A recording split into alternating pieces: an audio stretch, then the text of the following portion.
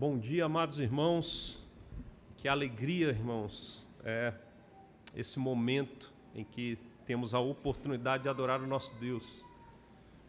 E desta feita, neste momento, vamos continuar adorando com a exposição da palavra do Senhor que fala conosco. Vamos abrir as Escrituras na segunda carta de Paulo a Timóteo. Segunda carta de Paulo a Timóteo, capítulo de número 3. 2 Timóteo, capítulo 3, nós leremos do verso 14 ao verso 17. 2 Timóteo 3, de 14 a 17. Hoje, obviamente, não estamos dando sequência à nossa exposição em Êxodo. Demos uma quebrada para, nessa celebração também, desse movimento que Deus foi quem levantou da reforma, nós trabalharmos um texto que faça alusão à reforma. Ok? Então, 2 Timóteo 3, de 14 a 17. Farei a leitura, diz assim a palavra do Senhor. Tu, porém, permanece naquilo que aprendeste, e de que foste inteirado, sabendo de quem o aprendeste, e que desde a infância sabes as sagradas letras, que podem tornar-te sábio para a salvação pela fé em Cristo Jesus. Toda a Escritura é inspirada por Deus e útil para o ensino, para a repreensão, para a correção, para a educação na justiça, a fim de que o homem de Deus seja perfeito e perfeitamente habilitado para toda boa obra. Oremos uma vez mais. Senhor Deus, amado Pai, louvamos o nome do Senhor, Pai.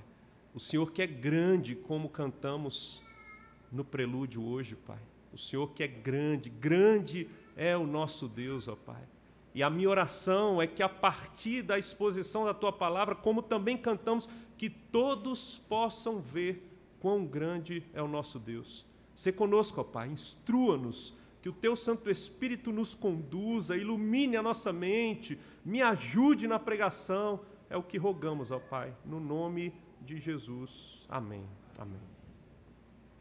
Amados irmãos e irmãs, nós bem sabemos, quem gosta da história da igreja, que desde o início da história da igreja cristã, a igreja foi perseguida. Inicialmente, ali no primeiro século, a igreja cristã ela é perseguida pelos próprios judeus, que achavam que o cristianismo era uma espécie de seita que surgiu dentro do judaísmo. E os judeus perseguiam grandemente os cristãos. É o que vemos, por exemplo, em Atos dos Apóstolos. Logo na sequência, ainda no primeiro século, nós também percebemos, na história da igreja, que os romanos, o Império Romano, também passa a perseguir os cristãos. E isso dura um grande tempo, irmãos. São séculos de perseguição. Obviamente que em alguns momentos uma perseguição mais severa, em outros momentos mais amena, mas o povo de Deus sendo perseguido. Isso dura primeiro século, isso dura segundo século, isso dura terceiro século, até que há um alívio no quarto século, quando um homem chamado Constantino assume o Império de Roma. Ele assume o trono romano. Então, ele dá uma folga para os cristãos. E não só dá uma folga, mas ele é adepto do cristianismo, e isso faz que os cristãos parem por um tempo de sofrer perseguição, ou dar uma amenizada à perseguição. E com o tempo, não só dá uma amenizada, mas os cristãos passam a ser favorecidos no Império Romano. Até que, ainda no quarto século, quando Teodósio assume o Império, ele torna o cristianismo a religião oficial de Roma. Então, não existe mais perseguição, irmãos. Com Constantino já havia tranquilizando, há um grande favor em relação aos cristãos, mas com Teodósio agora é a religião do império. Irmãos, isso, num primeiro momento, pode parecer muito bom. E, de fato, eu não passei por perseguição como os nossos irmãos, dói só de pensar e ler sobre como eles sofriam essas perseguições. Mas, irmãos, sem a perseguição e com o império decretando o cristianismo como religião do império, Ao invés de uma perseguição externa, de uma luta externa, a luta agora é interna. E durante cerca de 1 milênio, irmãos, a luta parece ser pior. Não contra os inimigos externos, mas contra as heresias que vão surgindo ao longo de 1 milênio de história da igreja. Obviamente que as heresias sempre surgiram, mas parece que agora as heresias surgem a todo vapor. São diversas heresias que vão surgindo. Obviamente que a igreja sempre teve os seus remanescentes fiéis, sempre houve aqueles que Deus iluminou a mente, sempre houve verdadeiros cristãos ao longo da história da igreja, mas foi um tempo muito difícil para a igreja. Eu posso citar algumas das heresias que surgiram nesse período. Por exemplo, em 310, ainda com Constantino, surge a doutrina da reza pelos mortos, passam-se a rezar pelos mortos. 375, culto aos santos, promulgada, agora tem essa doutrina oficial da igreja, culto aos santos. 431, culto a Maria. 503, doutrina do purgatório. 754, poder temporal da igreja. 783, adoração a imagens e relíquias. 1076, infalibilidade da igreja. 1215, confissão auricular. 1230, proibição da leitura bíblica, por incrível que pareça. Doutrinas que vão surgindo, bulas papais que vão sendo impostas, e a igreja então vai se desviando grandemente do caminho. Irmãos, mas louvado seja Deus, que de tempos em tempos aviva a sua obra. Louvado seja Deus que de tempos em tempos, e quando apraz ao próprio Deus, Ele derrama avivamento sobre a sua igreja. E no século XVI, irmãos, aprouve a Deus derramar um dos maiores avivamentos da história da igreja, sobre a igreja do Senhor. No século XVI, irmãos, surge o que nós conhecemos como movimento da Reforma Protestante, ou simplesmente a Reforma Protestante. Nós bem conhecemos, a maioria que conhece, talvez alguns não, mas nós celebramos no dia 31 de outubro deste ano, daqui a uns dias, 507 anos. 507 anos por quê? Porque no dia 31 de outubro de 1517, Martinho Lutero afixa as 95 teses na porta da igreja do Castelo de Wittenberg.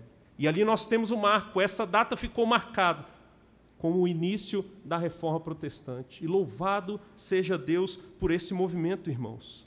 Lutero foi o que deu início, o pontapé foi usado por Deus por isso. Outros homens em outros lugares da Europa foram usados também. Outras reformas aconteceram em outras nações que estavam surgindo naquele tempo. E, irmãos, um ponto central deste avivamento e de todo o avivamento, e é um ponto central na Reforma Protestante, é o retorno às Escrituras Sagradas. É o retorno às Escrituras Sagradas. Não existe verdadeiro avivamento sem as Escrituras Sagradas. Não existe verdadeiro avivamento quando as Escrituras não são levadas a sério. E a Reforma Protestante é esse movimento onde as Escrituras é elevada para o seu lugar devido. Por isso, o grande postulado da Reforma, sola Scriptura. Somente a Escritura é a palavra de Deus. Somente a Escritura é a nossa regra de fé e prática que deve balizar, conduzir, guiar as nossas vidas. É ali que Deus se revela, é ali que Deus revela a sua vontade, é ali que Deus conduz a sua igreja. O valor era tão grande, irmãos, que esses homens deram na Reforma às Escrituras, que muitos deles traduziram as Escrituras para o vernáculo, para a língua do povo, para que o povo tivesse acesso, para que as Escrituras fossem amplamente divulgadas e a igreja pudesse se firmar de fato nas Escrituras. É maravilhoso que diante desse movimento, Martinho Lutero, irmãos, em certo momento, onde a reforma já estava explodindo na Europa, ele foi perguntado por alguém: Lutero, como foi que você fez essa reforma? Como foi que você conseguiu fazer isso? E sabe o que Lutero disse? Eu não fiz nada, a Escritura fez tudo. Eu não fiz nada, a Escritura fez tudo. Irmãos, eu fico maravilhado porque quando eu olho para esse movimento da reforma, esse movimento surge por causa das Escrituras. E na própria Escritura nós vemos o registro de homens de Deus, inspirados por Deus, que já diziam e apontavam para o que os reformadores entenderam. Até porque a reforma não é uma nova doutrina, é um retorno às Escrituras. E nesta carta que Paulo escreve a Timóteo, Paulo mostra isso para a gente também.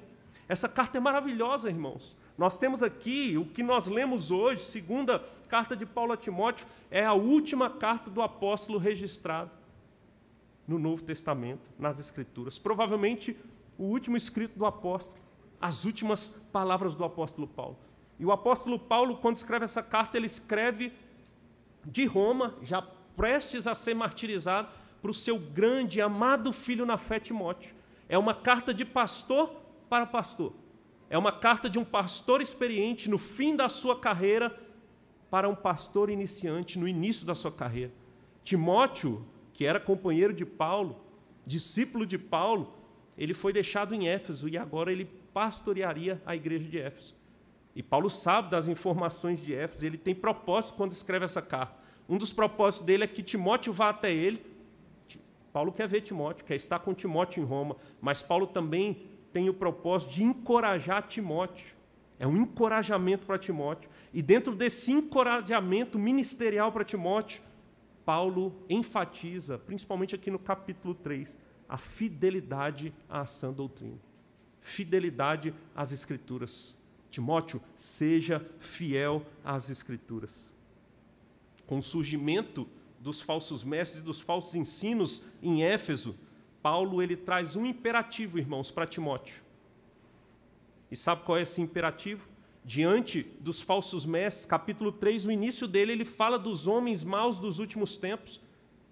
Então, no verso 13, olha só o que ele diz no verso 13. Mas os homens perversos e impostores irão de mal a pior, enganando e sendo enganados. E aí versículo 14, ele diz: Tu, porém, tu, Timóteo, diferente destes homens maus, permanece naquilo que aprendeste. E sabe qual é o imperativo de Paulo? Permaneça nas Escrituras, Timóteo. E esse é o tema da nossa mensagem de hoje. Permaneça nas Escrituras. É palavra de Deus para nós. Permaneça nas Escrituras. Se nós queremos, como os reformadores, dar um brado de sola Escritura, nós precisamos permanecer nas Escrituras. Se queremos fugir do falso ensino, se queremos a pureza da igreja, permaneçamos nas Escrituras. E por que permanecer nas Escrituras? Veremos isso em 3 pontos. Por que permanecer nas Escrituras? Em primeiro lugar, irmãos, por que permanecer nas Escrituras? Porque a Escritura apresenta o Evangelho. Por que permanecer na Escritura? Porque a Escritura apresenta o Evangelho. Vou pedir para vocês, numa só voz, lerem versículos 14 e 15. 1, 2, 3, podem ler.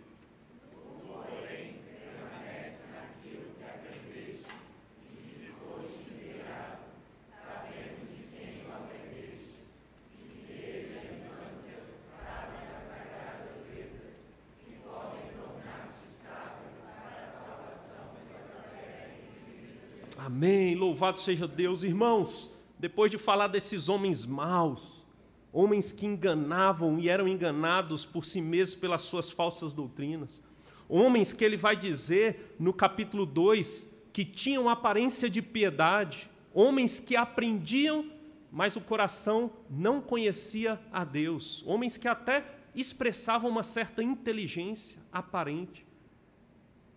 Diante desses homens, o apóstolo Paulo diz: você, diferente deles, tu, porém, temos uma conjunção adversativa. Permanece nas Escrituras, fica firme nas Escrituras, fica arraigado nas Escrituras. E por que eu digo que é as Escrituras, irmãos? Ele diz: fica naquilo que você aprendeu. E ele diz também no verso 15, que ele sabe, Timóteo sabe as Sagradas Letras, e tanto aquilo que Timóteo aprendeu como as Sagradas Letras é uma referência às Escrituras do Antigo Testamento. Timóteo, ele aprendeu as Escrituras do Antigo Testamento com sua avó, Lóide, e sua mãe, Eunice. que eram judias, que ensinaram o Antigo Testamento para Timóteo. Apesar do pai dele ser grego, a sua mãe e sua avó, mulheres piedosas, ensinaram as Escrituras do Antigo Testamento para Timóteo. E Paulo está dizendo, fica firme nisso, permaneça firme nessa verdade, nas Sagradas Letras, que também é uma referência ao Antigo Testamento. Essa é a palavra de Deus, inspirada, é o que eles tinham firmado, fechado naquele tempo. O Novo Testamento ainda estava sendo composto e agrupado, ainda seria agrupado. Ele está se referindo à Escritura do Antigo Testamento. E ele diz acerca dessa Escritura, elas podem tornar você sábio.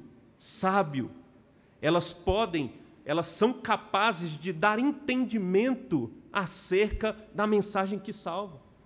Em outras palavras, Paulo está dizendo, nessa Escritura está contida a mensagem de salvação, está contida a boa nova de salvação, o Evangelho. Aquilo em que você deve conhecer e depositar a sua fé, a sua esperança está contido nas Escrituras, não em outro lugar, mas nas Escrituras. Ele diz que elas podem tornar sábios, serem capazes de dar entendimento para a salvação, pela fé em Cristo Jesus. Como é que eu vou crer em Jesus se eu não conheço Jesus verdadeiramente? Como é que eu vou crer e confiar em algo, em alguém que eu não sei do que se trata exatamente? E escutem o que eu vou dizer, irmãos. Há muitas pessoas que dizem crer em Jesus, que não têm ideia de quem Jesus é. Há muitas pessoas que dizem crer em Jesus, que não têm ideia do que é que Jesus veio fazer nesse mundo, ou do que Jesus veio nos salvar, nos redimir. Há muitas pessoas. Eu não sei se vocês aqui já participaram de projetos missionários. Eu lembro que nos projetos missionários que eu participava, indo de casa em casa, e eu dava o treinamento para as pessoas sobre evangelização, eu tinha que dizer para as pessoas que quando se batia na porta da casa de alguém, a pessoa falava, tudo bem, eu sou evangélico. Alguns viravam as costas e falavam, paz do Senhor, irmão, vou para a próxima casa. Não façam isso, eu dizia. Converse com essa pessoa, chame ela para conversar. E pasmem vocês, a maioria das pessoas que se dizem evangélicas por aí não tem noção de quem Jesus é ou do que Jesus fez. Porque não conhece as Escrituras, não vão às Escrituras, não veem o Cristo que se revela nas Escrituras, não sabe quem elas são e a necessidade que elas têm de um Salvador, não sabem que são pecadoras e que os pecados delas ofendem grandemente aquele que é santo, santo, santo, e que esse que é santo, santo, santo, ele é justo e ele cumpre com o que ele diz, e ele diz que o salário do pecado seria a morte. Lá no Éden, estou usando as palavras de Paulo, mas me referindo ao Éden. Se comer do fruto, vocês morrerão. As pessoas não têm ideia dessas verdades, irmãos. Não sabem que Jesus é o Filho de Deus. Não sabem que Jesus é aquele que veio, encarnou e viveu sem pecado. E ele viveu para morrer uma morte substitutiva, vicária, no lugar de pecadores. Muitas pessoas não sabem dessa verdade, mas as Escrituras apontam para essa verdade. Toda a Escritura aponta para essa verdade. Antigo e Novo Testamento, nos nossos dias temos o cânon completo e nós aplicamos essa verdade para todas as Escrituras. E alguns não sabem que o próprio Antigo Testamento aponta para Cristo. Desde Gênesis 3,15, irmãos, nós temos o anúncio do descendente da mulher que viria para pisar a cabeça da serpente. Nós temos o Evangelho sendo anunciado pela primeira vez. O Antigo Testamento, corretamente interpretado, aponta para a salvação em Jesus Cristo. Essa é a realidade, irmãos. Olha o que o Senhor Jesus diz em João, capítulo 5, verso 39. Examinais as Escrituras, porque julgais ter nelas a vida eterna, e são elas mesmas que testificam de mim. De que Escritura vocês acham que o Senhor Jesus está falando? Da Escritura do Antigo Testamento. Elas testificam de Jesus, é isso mesmo. Ele é o Messias prometido. Ele é o Cordeiro de Deus que tira o pecado do mundo. A lei mostra o caráter de um Deus santo e que nós estamos aquém e carecemos de um Salvador perfeito. Os profetas apontavam para Jesus. Toda a Escritura tem como ponto central Jesus Cristo e sua obra. A Bíblia, irmãos, antes de tudo, é uma grande mensagem de salvação. Ela contém essa mensagem de salvação. Toda história das Escrituras está ligada a uma grande história que nós chamamos de metanarrativa, chamamos de história da redenção, que tem como ponto central a obra de Cristo na cruz do Calvário. Quando olhamos para o Novo Testamento, o Antigo aponta para Jesus, o Novo começa com os Evangelhos. É aquele que é apontado de fato encarnando, vindo e vivendo nessa terra, indo à cruz, morrendo, ressurgindo ao terceiro dia, sendo assunto aos céus. Quando lemos o livro de Atos dos Apóstolos, nós vemos a igreja anunciando justamente essa mensagem aos povos, às nações. Quando lemos as cartas de Paulo, as cartas joaninas, as cartas de Pedro, nós vemos o livro de Hebreus, nós vemos, e todas as outras cartas do Novo Testamento, nós vemos o Evangelho, essa mensagem sendo explicada, os desdobramentos dela, sendo aplicados na prática da vida da igreja. Quando olhamos para o livro de Apocalipse, essa revelação, nós vemos o resultado maravilhoso que nós aguardamos, a vitória que já nos é reservada na pessoa de Jesus Cristo. O Senhor Jesus é o centro das Escrituras, irmãos. Não sei quantos de vocês conhecem o pregador inglês Charles Haddon Spurgeon. Spurgeon, irmãos, ele era um pregador que, com maestria, conseguia expor Cristo a partir de qualquer texto das Escrituras Sagradas. E Spurgeon, olhando para as Escrituras, ele chega a dizer e comparar a Bíblia Sagrada com o mapa da Inglaterra. Ele dizia que a Bíblia era como o mapa da Inglaterra. Assim como o mapa da Inglaterra era formado por pequenas vielas que davam em rodovias, que davam a maiores rodovias que iam até Londres, ele diz que as Escrituras têm as pequenas doutrinas que são ligadas às maravilhosas doutrinas da graça que levam a Jesus Cristo. Jesus Cristo é o centro das Escrituras. É por isso que devemos permanecer, porque ela aponta para o Salvador. A reforma, irmãos, protestante trouxe novamente a pureza do Evangelho.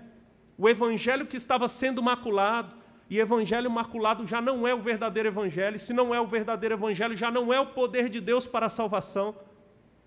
Eles trazem de volta a pureza, essas heresias, doutrinas perniciosas que maculavam essa mensagem que é a mensagem essencial da nossa fé.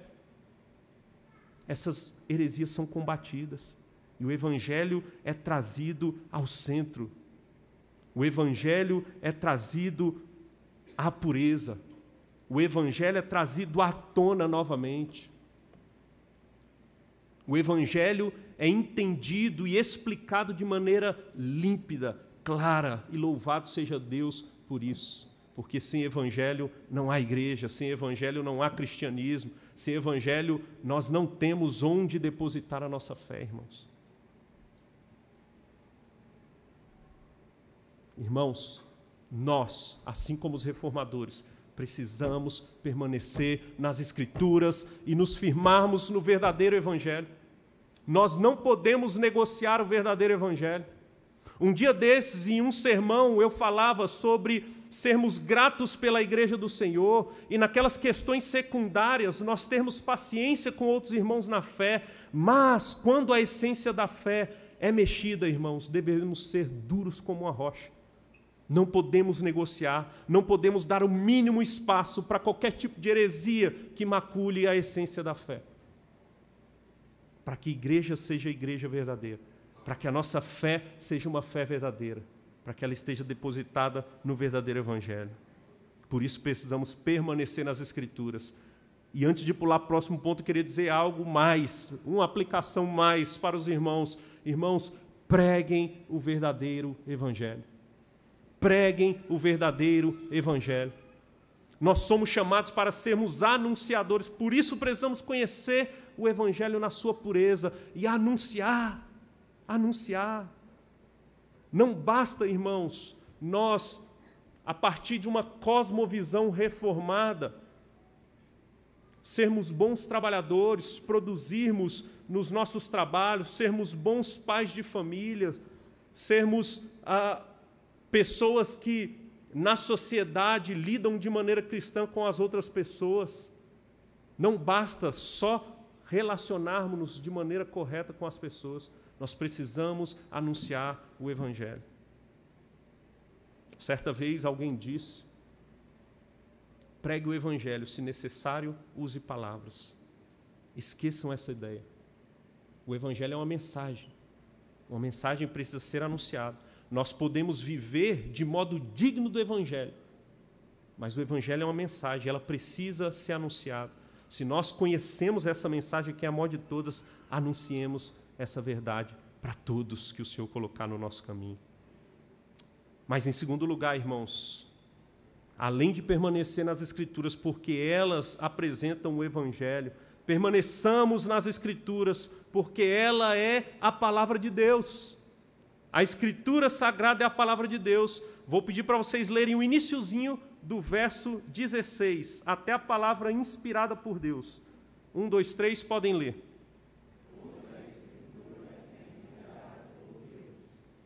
Louvado seja Deus, até aí. Toda a Escritura é inspirada por Deus. Que expressão maravilhosa, irmãos. Que expressão central para entendermos a doutrina das Escrituras, a partir da própria Escritura. Que expressão importante para que nós guardemos no nosso coração. O apóstolo Paulo, verso 16, ele começa dizendo toda a Escritura. Ele vai dizer que ela é inspirada, mas permitam-me dar uma atenção para essa expressão, toda a Escritura. Mais uma vez, ele está se referindo aos 39 livros do Antigo Testamento. Toda ela, e nós já aplicamos aos 66, podem ouvir, já aplicando para os 66, Antigo e Novo Testamento, mas ele diz que toda ela é inspirada, toda a Escritura. Irmãos, um dos postulados preciosos da Reforma, que inclusive é dele que decorre todos os outros postulados, é o sola Scriptura, que significa somente a Escritura. Ela é a nossa regra de fé e prática, de fato. Mas existia um outro postulado, menos conhecido, que era o tota Scriptura, que é um termo latim para dizer toda a Escritura. Toda ela é inspirada por Deus. De Gênesis a Apocalipse, a Escritura é inspirada por Deus. Toda a Escritura e somente a Escritura é palavra de Deus inspirada. E por que é importante entender isso, irmãos? Eu não sei se vocês já ouviram uma conversa dessa, né? Se vocês ouvirem, saiba que se trata de um liberal, ainda que nem ele saiba, mas isso é teologia liberal. Quando alguém vem questionando a infalibilidade, quando alguém vem questionando textos bíblicos, questionando a autoria, a veracidade, isso se chama liberalismo teológico. Isso é perigoso e é sutil. E tem tomado o coração de muitos evangélicos no nosso país e no mundo afora. Essas verdades são sutis, como comentamos aqui sobre os falsos mestres, que eles aprendem, mas não conhecem a Deus. Essas sutilezas, elas vêm com cara de erudição, questionamentos que parecem palpáveis, que parecem reais, que parecem sérios, quanto à veracidade das Escrituras, quanto à totalidade das Escrituras. Não caiam nessa, fujam e ajudem pessoas para que não caiam nessa mentira. Toda a Escritura, toda ela é inspirada por Deus. Ela não contém, não são partes dela, toda ela é a palavra de Deus. Existem pessoas que dizem, a Bíblia contém a palavra de Deus, há partes que são palavra de Deus, outras nós não podemos levar em consideração, outras dizem respeito a um contexto cultural diferente, a gente não pode entender elas como inspiradas. A Bíblia tem erros, fujam dessas mentiras. Se a Bíblia contém a palavra de Deus, a pergunta que eu faço é, quem é o juiz que julga o que é e o que não é palavra de Deus? Irmãos, essa afirmação dá precedentes para tantas aberrações. Acaba com a unidade da fé. Mas quando nós entendemos que toda ela é palavra de Deus, estamos no caminho certo, irmãos. Estamos no caminho. Toda a Escritura é inspirada. Esse termo inspirada, é literalmente soprada por Deus. A Escritura foi soprada por Deus. Mas permitam-me explicar. A partir do texto que lemos hoje na liturgia, eu vou repetir 2 Pedro, capítulo 1, versos 20 e 21.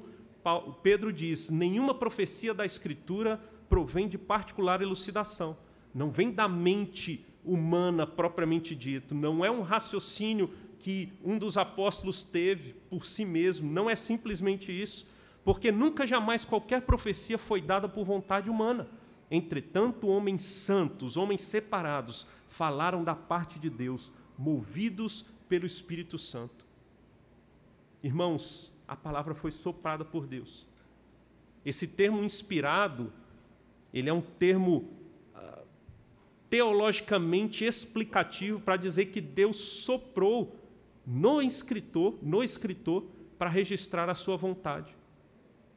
O escritor foi inspirado, recebeu o sopro de Deus, recebeu o Espírito Santo que o conduziu enquanto ele escrevia o que nós temos hoje como palavra de Deus, como contido nos 66 livros das Escrituras. Ele foi inspirado. Na teologia nós chamamos essa inspiração de inspiração orgânica, que para entendermos bem inspiração orgânica é o contrário de uma inspiração mecânica. O que seria uma inspiração mecânica? Seria uma espécie de psicografia, onde a pessoa registra e não sabe nem o que está registrando. Existem algumas porções das Escrituras que foram dadas de maneira direta por Deus, mas a grande maioria das Escrituras foi dada por inspiração orgânica, onde aqueles homens que estavam escrevendo, eles tinham seu estilo, eles tinham seus sentimentos no momento que estavam escrevendo, eles tinham as suas particularidades, as suas diferenças culturais, intelectuais, eles tinham motivações para escreverem o que escreveu, eles tinham questões em que eles estavam tratando e se debruçando quando escreveram os seus escritos.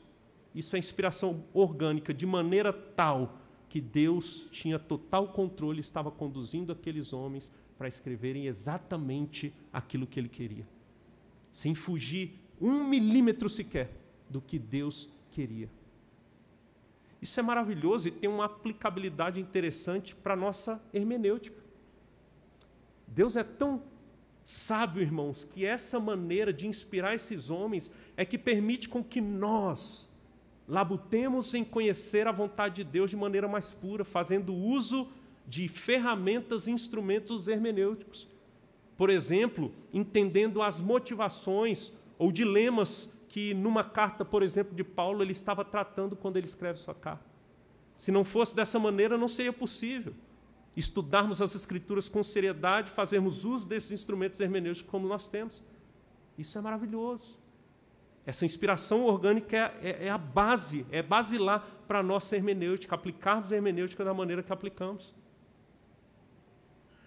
Saber, por exemplo, quais eram as questões que estavam sendo tratadas, ou o contexto cultural da cidade para a qual Paulo estava escrevendo, para a igreja que habitava na cidade em que Paulo estava escrevendo, tudo isso faz diferença. Saber, por exemplo, o estilo de escrita de Paulo, a diferença para o escrito de Pedro, isso traz implicações hermenêuticas para o nosso estudo das Escrituras. E, irmãos, o fato dela ser inspirada mostra que a Bíblia é a palavra de Deus. A Bíblia é a palavra de Deus. Nós lemos hoje e Deus fala conosco quando nós lemos as Escrituras. O pregador pode errar, o pregador pode ser falho, o pregador pode ter suas limitações, mas a Bíblia é a palavra de Deus. Obviamente que eu estou me referindo aos originais, a tradução pode perder um detalhe ou outro, mas a Escritura, nas suas línguas originais, são a palavra de Deus. O que isso implica ao olharmos para as Escrituras? O que isso traz de implicação? Irmãos, se a Bíblia é palavra de Deus, eu queria dizer para vocês que ela é inerrante. Não existe erros nas Escrituras. É palavra perfeita do Deus perfeito. Ela é infalível. As promessas que estão aqui contidas se cumprem. As que ainda não se cumpriram, se cumprirão certamente. Ela não falha, porque Deus não falha. ela é suficiente. Aquilo que a gente precisa para a salvação está contido nas Escrituras. Aquilo que nós precisamos para uma vida de piedade está contido nas Escrituras. Ela é, e esse termo traz arrepios para os homens dos nossos dias, ela é autoritativa. Ela é a autoridade máxima sobre nossas vidas. Ela é a autoridade máxima sobre a igreja. A Bíblia é a palavra do Deus vivo. Ela é a palavra do Deus que disse, haja luz e houve luz. Ela é a palavra do Deus que, quando questionado por Jó, questiona Jó, onde você estava quando eu lancei os fundamentos da terra? Aquele que contém, é o dono de toda a sabedoria. Aquele que é infinito em conhecimento, em sabedoria, em perfeição, foi Ele quem registrou a sua palavra usando homens santos. Louvado seja Deus. Irmãos, entender essa verdade deve nos levar às Escrituras Sagradas de maneira diferente. Entender essa verdade, irmãos, se nós entendermos verdadeiramente, vai fazer com que todos os dias nós acordemos com um desejo enorme, gigantesco, de ouvir a voz do Criador. Quando nós entendemos que não é um livro comum, que não é mais um livro dentre os vários livros escritos na história da humanidade, quando entendemos que é a palavra de Deus, nós vamos às Escrituras com apreço, com desejo, temos deleite nas Escrituras, temos temor, reverência, desejaremos conhecer mais e mais a vontade desse Deus que fala conosco por meio da sua palavra. Não dá para comparar as Escrituras a qualquer tipo de tradição. Não dá para comparar as Escrituras a qualquer fala, a qualquer encíclica de alguém que senta numa cadeira e diz, é assim ou assado. Não dá para comparar as Escrituras e precisamos ficar e permanecer nelas em detrimento de novas revelações, visões. Não dá, irmãos, para comparar e até querer ler as Escrituras a partir das filosofias humanistas dos nossos dias. Não dá, das ideologias. Não, irmãos. Não existe outra fonte de autoridade que se compare às Escrituras. Somente a Escritura é palavra de Deus e deve reger a vida da igreja. Permaneçamos firmes nas Escrituras. Sola a Escritura, seja esse o nosso lema na caminhada, irmãos, nessa terra. Mas em terceiro e último lugar, irmãos, permaneça nas Escrituras, porque ela é proveitosa para o cristão. Permaneça na Escritura, porque ela é proveitosa para o cristão. Vou pedir para lerem mais uma vez, versos 16 e 17. 1, 2, 3, podem ler.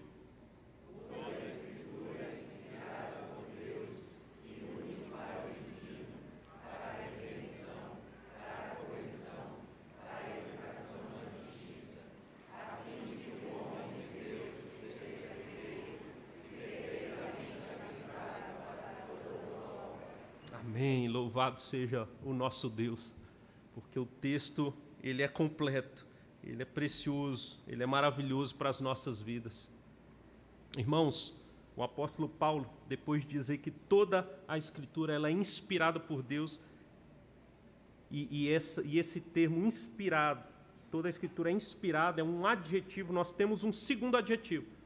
Além do adjetivo inspirado, soprado, ela também é útil. É um outro adjetivo em relação às Escrituras. Nós precisamos entender o que é isso. Esse termo útil, esse adjetivo, ele significa lucrativo. As Escrituras são lucrativas, traz lucro, traz benefícios. E por que não? E para mim o termo que melhor explica a ideia de utilidade é que a Escritura Sagrada ela é proveitosa, ela tem proveito para o cristão. Ela é proveitosa, ela tem utilidade, ela vai nos trazer benefícios. É o mesmo termo que Paulo usa quando na primeira carta, capítulo 4, verso 8, ele diz que o exercício físico para pouco é proveitoso.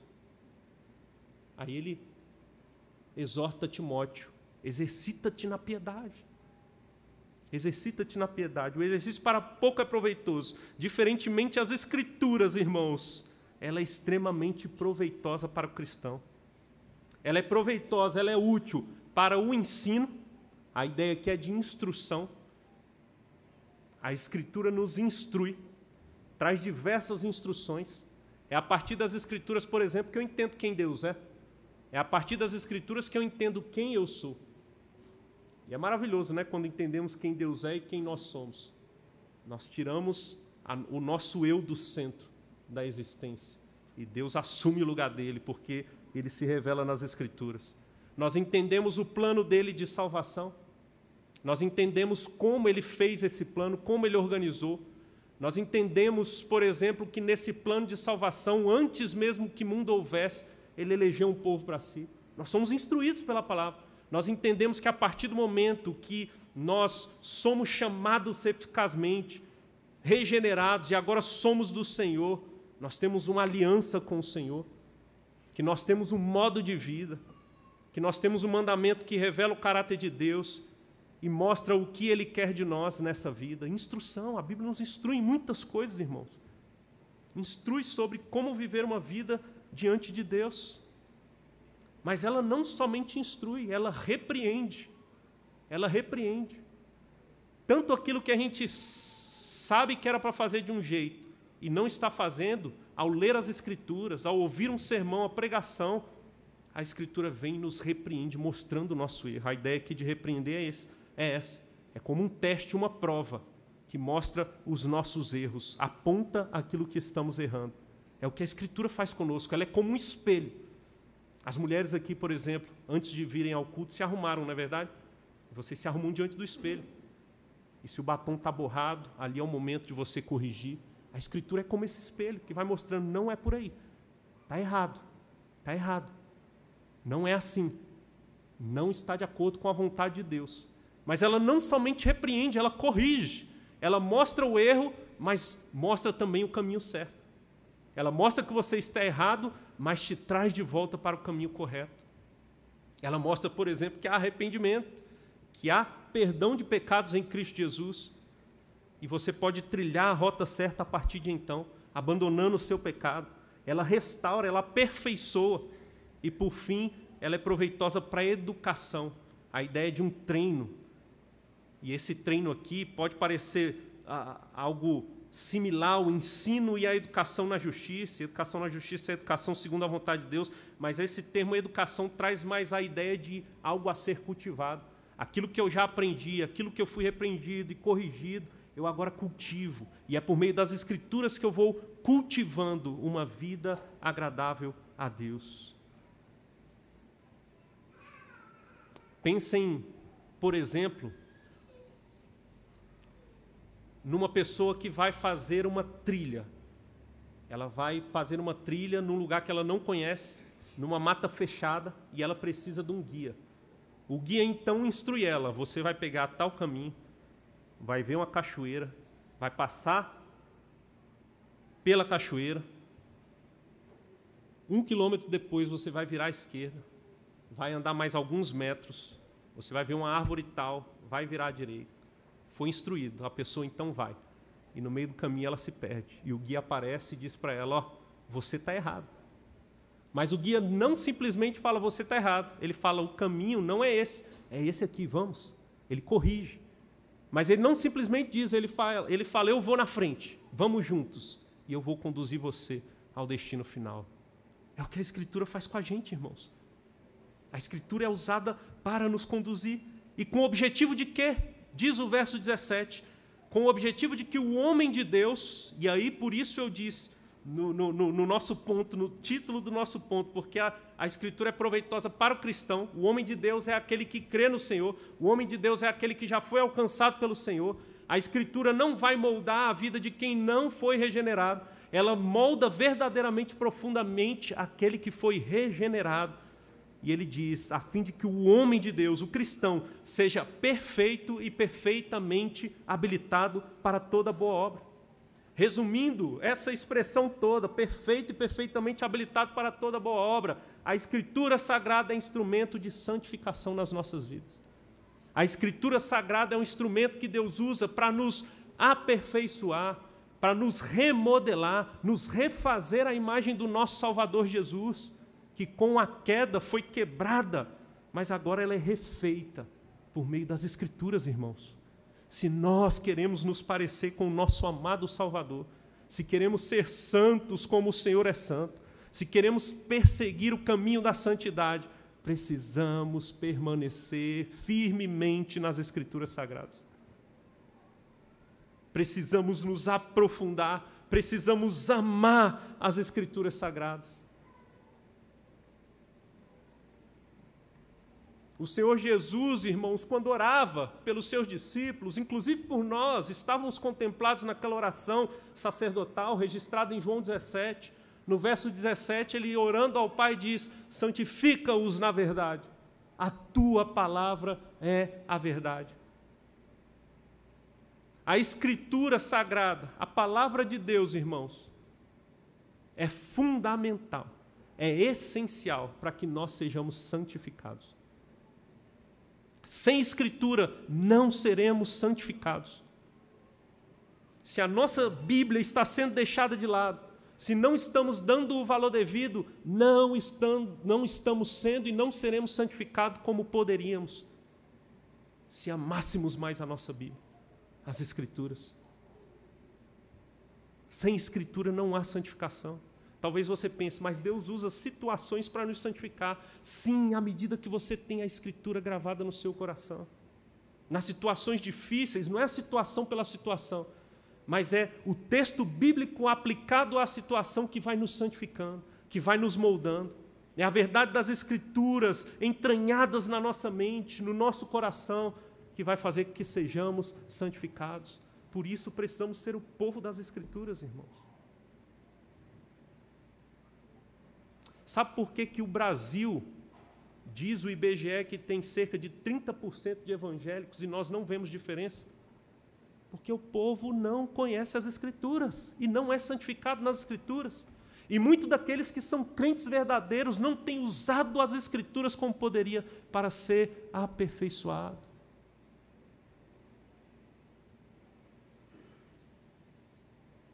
Eu me lembro, irmãos, certa vez, Deus tinha me convertido recentemente, tinha pouco tempo de conversão, e eu estava num grupo de estudos bíblicos. E nesse grupo, era um grupo de amigos, a maioria não cristãos, e a pessoa que propôs o estudo queria evangelizar, pregar o evangelho para aqueles seus outros amigos que não conheciam a palavra. E no primeiro estudo, eu me lembro que sentamos na casa de um deles e o estudo era sobre as Escrituras Sagradas. E o estudo começou com uma pergunta, e a pergunta era, na roda, ia passando um por um: o que é a Bíblia para você? E aí cada um ia dando sua resposta. E aí a pergunta mudou: por que a Bíblia é a palavra de Deus? Porque depois do que o primeiro responde, né, é a palavra de Deus, aí todos vão seguindo. Por que a Bíblia é a palavra de Deus? E aí as respostas mudaram um pouco. Aí um falava, porque não tem nenhum livro que historicamente se compara às Escrituras. O outro falava, porque as Escrituras têm uma diversidade de autores e uma harmonia, e são explicações preciosas e todas válidas. Mas chegou na vez de um. E o rapaz que estava dirigindo o estudo apontou para ele e disse: por que a Bíblia é a palavra de Deus para você? E aquele outro rapaz, com lágrima nos olhos, diz: a Bíblia é a palavra de Deus para mim porque eu vi o que ela fez na sua vida. Eu vi o que ela fez na sua vida. Que testemunho maravilhoso, né, irmãos?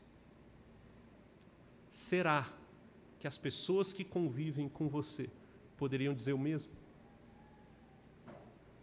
Será que as pessoas que não são cristãs, que talvez te viram quando você ainda não era cristão, ou quando você, mesmo se dizendo cristão, ainda não tinha conhecido verdadeiramente o Senhor, será que elas olham e falam: ele é diferente, tem algo diferente aí, a postura dele é diferente, o olhar dele é diferente, a maneira que ele vive, a maneira que ele se relaciona é diferente? Irmão, se isso não tem acontecido, nós precisamos pensar. Às vezes nós pensamos que o brado da reforma, sola a Escritura, é só para os descrentes que precisam conhecer as Escrituras, só para as seitas que não conhecem verdadeiramente e têm distorcido as Escrituras, mas é antes de tudo para nós, porque nós que somos o povo da Escritura, precisamos conhecer, nos firmar. E assim como os puritanos eram conhecidos, precisamos ser conhecidos como os homens Bíblia. As pessoas devem olhar para nós e ver em nós o reflexo de Cristo, e é só por meio das Escrituras, irmãos. Não dá para brincar de ser cristão. Não dá para brincar com essa Bíblia debaixo do braço. Essa Bíblia precisa ser aberta, lida, estudada.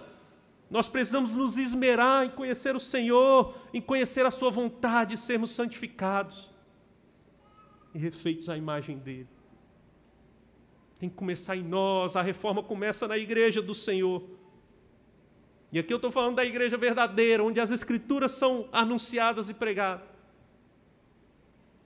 Não dá para se contentar só com o sermão de domingo, irmãos. Não dá. Permita-me dizer algo para os homens, pais de famílias, pastores dos seus lares. Não dá. A sua família precisa ouvir diariamente as Escrituras. E eu queria dizer para você que a responsabilidade é sua. E você precisa se encher, e cheio das Escrituras, compartilhar as Escrituras. A começar no seu lar, na sua casa, abrindo ela diariamente, explicando ela para sua esposa, explicando ela para os seus pais, explicando para os seus filhos, explicando para a sua parentela.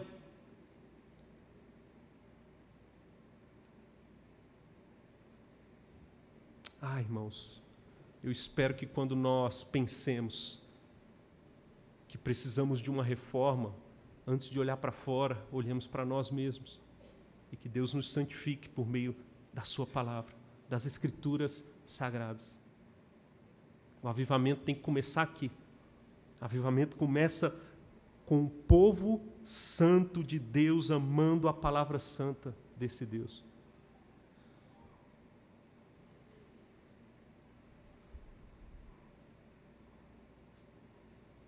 Permaneça nas Escrituras. Permaneça, porque ela aponta o Evangelho. Ela contém a mensagem de salvação.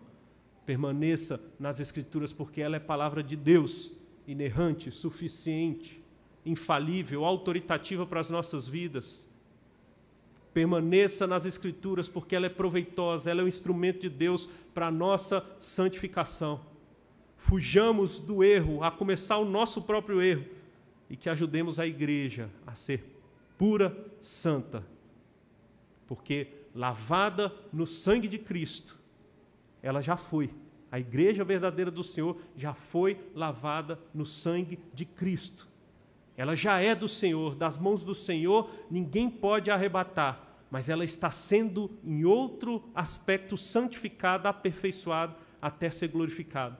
E nisso nós temos nossa responsabilidade, participação, conduzidos, guiados pelo próprio Deus, firmados nas Escrituras Sagradas. Que o Senhor nos abençoe, irmãos, e que sejamos reformadores dos nossos dias. Vamos ficar de pé, louvar o Senhor.